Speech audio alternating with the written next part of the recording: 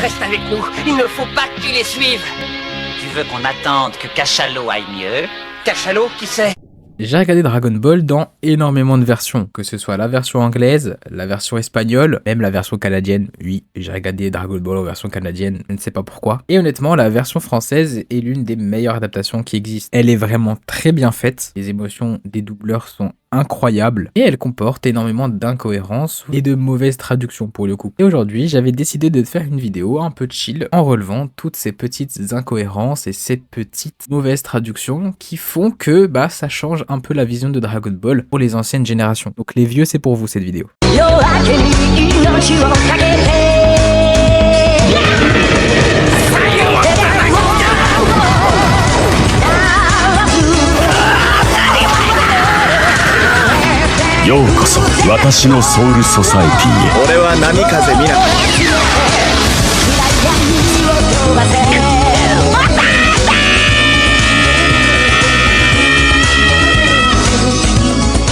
Je commence directement avec l'une de mes scènes préférées de Dragon Ball. Je me permets de vous recontextualiser un tout petit peu, même si vous avez déjà dû voir Dragon Ball énormément de fois. On a Goku face à Freezer, qui vient de se transformer en Super Saiyan, et donc a une puissance inouïe face à Freezer. Il est en train de le maltraiter, c'est devenu son petit jouet. Freezer est là et essaye de le tuer avec ses rayons laser, tout simplement, tranquillement. Comme d'habitude, c'est du Freezer. Goku esquive d'une insolence totalement incroyable. Et on arrive au moment où Freezer s'arrête et dit à Goku que s'il pouvait juste le toucher avec un de ses rayons laser, il pourrait le tuer. Et Goku, s'étant transformé en Super Saiyan, ayant acquis une insolence et une arrogance sans limite, lui répondra: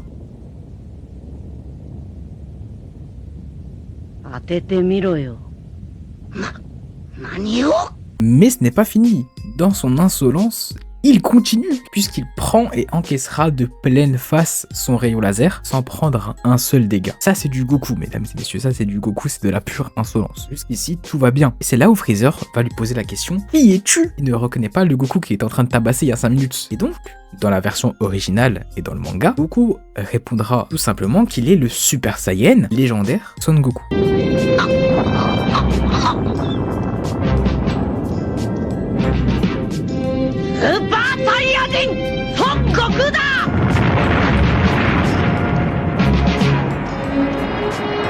Donc là on a un problème dans la VF.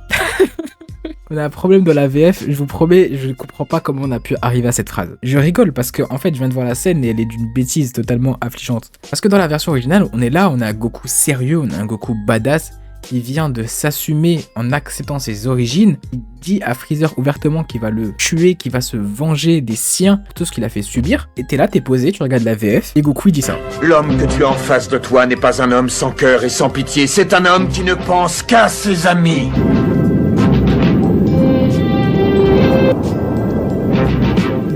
Par la puissance de Kaio, transformation! Et moi, c'est totalement ce genre de scène qui m'a poussé à faire cette vidéo aujourd'hui. Parce que, regardez, dans la version originale, on a Goku qui dit à Freezer qu'il est un Saiyan venu de Terre pour pouvoir le vaincre. C'est-à-dire que dans cette phrase, on a Goku qui s'assume en tant que Saiyan. On le rappelle, avec Raditz, quand Goku lui a annoncé, il a dit qu'il n'était pas un Saiyan. Donc Goku, acceptation de ses origines. Donc il prend aussi le rôle de tous les Saiyans pour pouvoir vaincre Freezer. Ici, on a la psychologie de Goku en tant que Saiyan. Et il nous dit même qu'en tant que personne calme et pure de base, son intense colère envers Freezer a réveillé le Saiyan caché en lui. Techniquement, on a l'une des plus grosses déclarations de tout Dragon Ball qui a été bafouillée en quelques mots par la version française. Dans la version française, tu ne retrouves absolument pas ça. Dans la version française, on a un Goku qui dit à Freezer qu'il a été envoyé par son peuple pour venir l'abattre. Honnêtement, je comprends un peu l'erreur de traduction, ça passe aussi comme ça, c'est pas trop dérangeant. Par contre, le fait que Goku se vante à Freezer en lui disant que ce n'est pas un homme sans cœur et sans pitié et que c'est un homme qui ne pense qu'à ses amis et à sa famille, cela est dérangeant. Cela est très dérangeant pour la suite du développement de Goku, puisque Goku se remet en cause en éliminant Freezer. Ce genre de phrase crée donc une grosse incohérence dans le personnage de Goku. Et moi je me suis intéressé tout simplement à la différence entre la version française et japonaise et même avec les autres versions, parce que j'ai eu des débats avec des personnes qui sont venues me voir en me disant de toute façon Goku il est incohérent, un tel personnage est mieux, il est mieux écrit, il est plus profond. Déjà ça m'a dérangé parce que les gens ne savent pas promouvoir leur personnage préféré sans en descendre d'un autre, et quand tu descends un personnage aussi bien paniqué que Goku, faut vraiment avoir des bases solides. Et généralement, ces personnes-là avaient regardé Dragon Ball en version française. Parce que l'argument de la version française, c'est oui, regardez Dragon Ball en version française, Vegeta est incroyable. Et c'est bien vrai, Vegeta est incroyable. Merci Eric Legrand,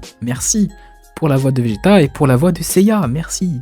Un doubleur incroyable. Mais personnellement, je préfère clairement la version originale, clairement. Et du coup, quand j'ai débattu avec ces personnes-là, juste en leur expliquant le développement de Goku à la saga Namek, on m'a bloqué, c'est pas grave. Les gens ne savent pas argumenter en 2023. Honnêtement, si vous avez regardé la vidéo jusqu'ici, je vous en remercie et vous avez probablement compris pourquoi c'est essentiel d'avoir une très bonne version originale et surtout une bonne version française pour ne pas induire en erreur ceux qui aiment regarder en version française. Et j'ai envie de vous raconter une scène qui m'a poussé vraiment à faire cette vidéo parce que je me suis rappelé, papa, si tu passes par là, je sais qu'il va regarder cette vidéo, je t'aime, d'accord? On était posés dans mon salon tranquillement en train de regarder le combat final de Goku contre Boo. C'était le Genkidama final et Goku venait de tuer Boo. On est en train de passer un moment en famille, un père, un fils en train de regarder la meilleure œuvre de tous les temps. Qu'est-ce qui peut mal se passer dans cette situation? Rien, normalement rien. Faut juste que je fasse un petit disclaimer, toute ressemblance avec une quelconque personne est fortuite. Et bah tout simplement une interrogation que je me suis faite sur le fait que Genkidama était l'attaque ultime de Goku. Mon père, ça a pas trop plu que je lui dise ça.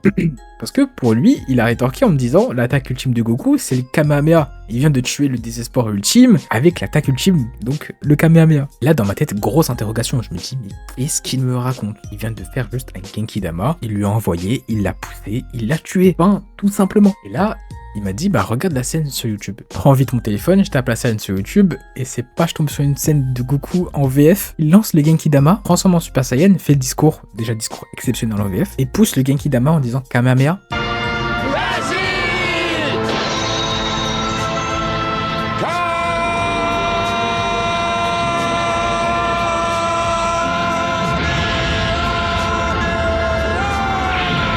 J'ai pété mon crâne, je vous promets, j'ai pété mon crâne. Parce qu'en fait là, c'est même pas une erreur de traduction, parce qu'il n'y a pas de traduction. Dans la version originale, il ne dit pas Kamehameha. Dans le manga, il ne dit pas Kamehameha. C'est juste un ajout de la VF. Et ça permet de prendre des responsabilités comme ça, normal, sans demander l'avis de personne. Non, honnêtement et plus sérieusement, Dragon Ball est une très belle œuvre à regarder en version française. Il faut juste faire attention. Si vous voyez quelque chose de bizarre, comme par exemple un Goku qui dit lumière infinie au lieu de dire Kamehameha contre Cell, faut pas s'arrêter sur ce détail, il faut passer, d'accord? Il faut passer. La pulvérisation par la lumière n'existe pas, les amis. Non, plus sérieusement, c'est des personnes de 30 ans, là, 35 ans qui regardent mes vidéos, je vois dans les stats, je sais qu'il y a des personnes de 30 à 35 ans. De toute façon, j'ai déjà parlé avec des personnes de 40 ans par rapport à Dragon Ball. Ne vous arrêtez pas à la VF, re-regardez Dragon Ball en version originale ou lisez tout simplement le manga, vous allez faire une redécouverte totale. C'est beaucoup plus marquant et beaucoup plus impressionnant. Pour ce, les amis, si la vidéo vous a plu, n'hésitez pas à lâcher un petit pouce bleu, un petit commentaire et à vous abonner. Ça fait toujours plaisir. Moi, je vous dis portez-vous bien et à la prochaine.